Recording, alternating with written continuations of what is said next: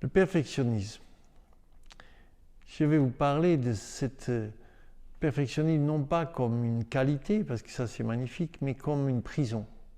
Quelquefois on se sent bloqué parce que ça n'est pas exactement parfait, exactement comme il faut, ou ce qu'on a fait, ou ce qu'a fait un artisan, ou ce qu'a fait quand on a cuisiné, quelles que soient les choses.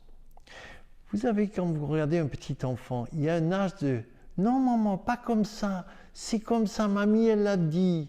Il faut que les choses soient parfaites. Vous voyez, c'est un moment où il commence à sortir de son instinct et à s'installer dans le monde pour avoir une vision objective. C'est comme ça qu'on le fait, pas comme je veux, ni comme maman le fait spontanément, mais comme ça doit être.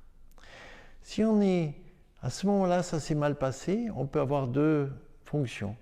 Ou bien trop perfectionniste, ou au contraire, je m'en foutiste. C'est pas grave, c'est pas mon espace. Alors c'est un espace vers 4 ans. Comment ça s'est passé? Si vous êtes trop perfectionniste, parlez à votre enfant de 4 ans. Dites-lui tout va bien, regarde qui tu es devenu. Aujourd'hui, tu as traversé l'épreuve, aujourd'hui je suis comme ça. Prenez soin de lui, expliquez-lui que bien sûr c'est bien la perfection, mais que le brouillard, le flou et le déséquilibre sont aussi source du nouveau et de la création du vivant. Quand une graine est parfaite, le germe vient, il va détruire cette perfection. Mais si elle n'est pas parfaite avant de germer, ce n'est pas nécessairement une bonne graine.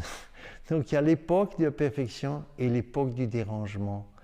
Sachons danser de l'un à l'autre, du père à la mère, du flou à la sécurité, de la forme au mouvement.